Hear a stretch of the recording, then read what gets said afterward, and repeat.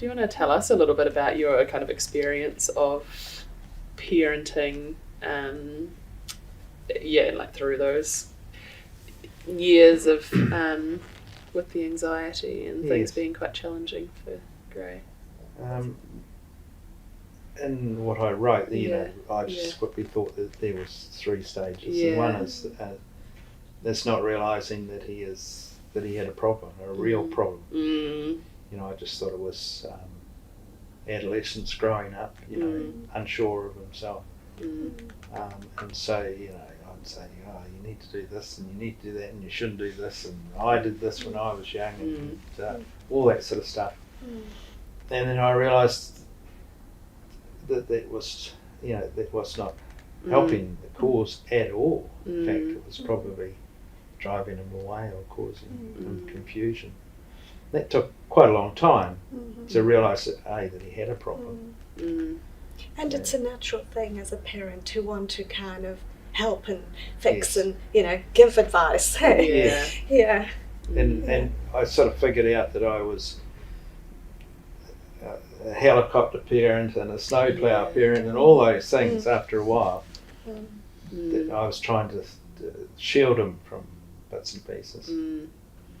What changed for you when you did realise or come to the reflection that there was? Well, I think Gray helped me actually. When we'd talk, he'd explain things. I came to the realisation that I wasn't helping him at all really.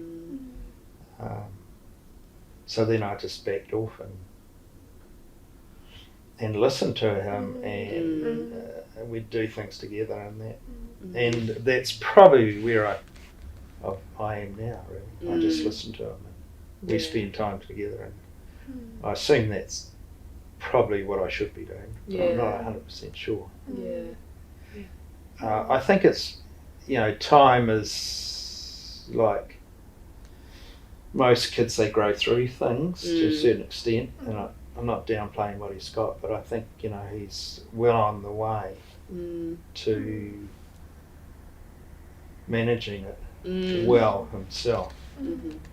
He's got a lot of strengths for sure. And life kind of goes like this as well, but the more, he knows himself and what works for him, the more he can ride that. Yes.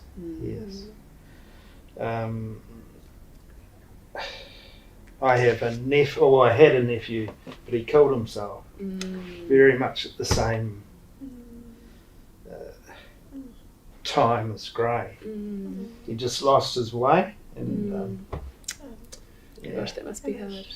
Well, it's hard because I sort of think of Gray. That's it. Yeah.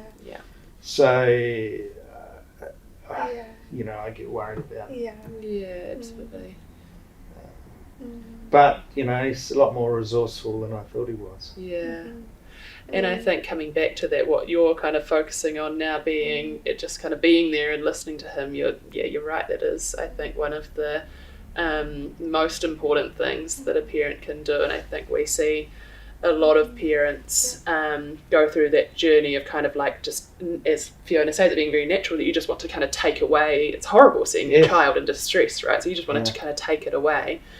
But with anxiety, often that can then lead to the anxiety actually becoming bigger, or it not being as helpful as parents kind of set out thinking it's going to be. And actually then, often we're kind of working on actually like, let's just kind of take a step back here and just listen to your child and what they're going through, and validate that, and hear their experience and support them with that, kind of just walk alongside them really. So yes. Yeah. When I look back, when he was young, you can see some markers, I think. He had problems with relationships quite early on. And we actually, when he went to secondary school, he was having problems with relationships. And we listened to him and thought, so we changed schools. In hindsight,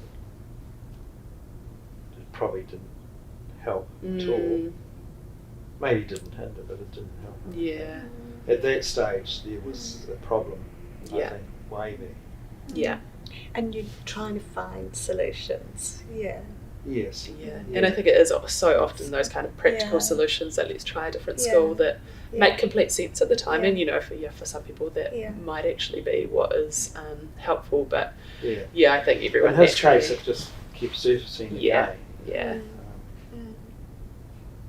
So I didn't understand what he was going through. Really. I didn't know what it was all about.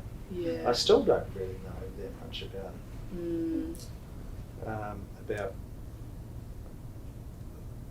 anxiety. That's if it is anxiety. Even. I don't know what it is. Yeah. Anyway, when I came to the understanding that I wasn't probably helping his cause, I just backed off, and we, as I said before, we just spend time together. And he talks if he wants to talk, but at stages I would have the phone next to me in bed at night and get a call in the middle of the night. Yeah. That was tough. Yeah, it would have been. So and he would call. Yeah, he would call. Yeah. I think it was easier for him because he knew that I wasn't going to preach to him or anything like that. So just have it all come out. Yeah.